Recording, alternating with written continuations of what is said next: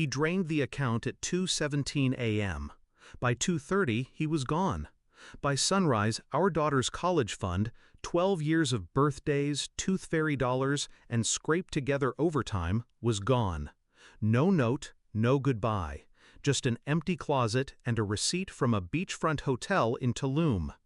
I stood in the kitchen holding the receipt like it was a death certificate. "Mom," Lily said from the stairs, her voice calm, too calm. I turned. My hands were shaking. She didn't blink.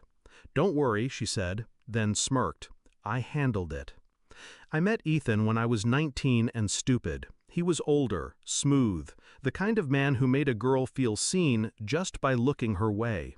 He said things like, "We're going to build something that lasts." I thought he meant us. He meant himself. He studied finance. I studied his approval. He got the job, the suits, the salary. I got Lily, the minivan, and the part-time admin gig.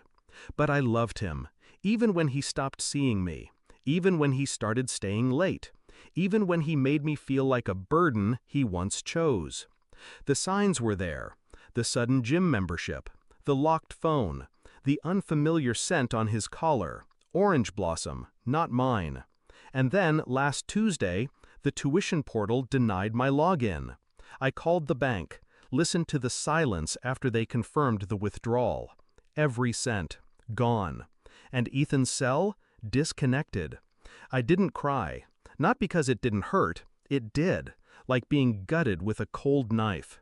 But I didn't cry because Lily was watching, and Lily was still smirking. "Handled what?" I asked. She shrugged, pulling cereal from the cabinet like this was just another Tuesday. I noticed him acting weird weeks ago. He was using my iPad to check flights, logged into all his accounts and forgot to log out. She spooned cereal. Crunch. Calm. I took screenshots. Passwords. All of it. She looked up. Then I changed things. I sat down. Slowly. What things? Lily pulled a folder from her backpack and slid it across the table. Inside, printouts, emails, bank statements, crypto transfers, a full map of his financial footprint, color-coded, labeled. 12 years old. God help me. She was brilliant. I sent some things to his boss too, she added, like those expense reports he faked, and the photos with his client. I choked on breath. She passed me water like she was the adult now. By Friday, he called, not to apologize, to scream. "You vindictive little, what the hell did you do?" I didn't say a word, just handed the phone to Lily. She held it like a judge holding a gavel. "Hey, Dad," she said sweetly, "you forgot to update your crypto wallet password.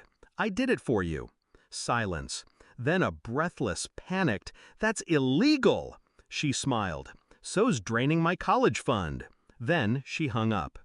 2 hours later, the HR department of his firm contacted me. I let them know I'd be forwarding documents anonymously. He was terminated that day. The hotel charged back his prepaid stay. And the woman he left me for filed a restraining order when he screamed at her in the lobby, something about betrayal, passwords, and even my kid turned on me. Lily and I didn't speak much that night. She curled up next to me on the couch, head on my shoulder.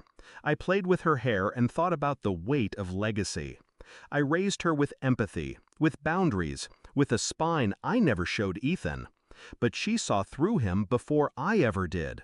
She wasn't cruel. She was precise. He taught me how to survive. I taught her how to watch. On Monday, the refund hit the account. Not all of it, but enough. Enough to cover tuition. Enough to buy back dignity. Ethan tried calling again. I didn't answer.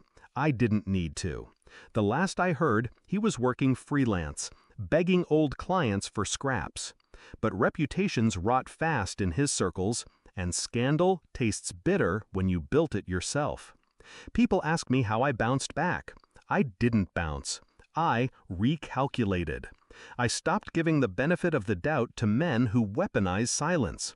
I stopped thinking love meant sacrifice, and I started listening to the quiet strength in my daughter's voice. My husband stole our security. My daughter took his power. And I let the past burn. Justice isn't loud. Sometimes it wears braces and drinks chocolate milk.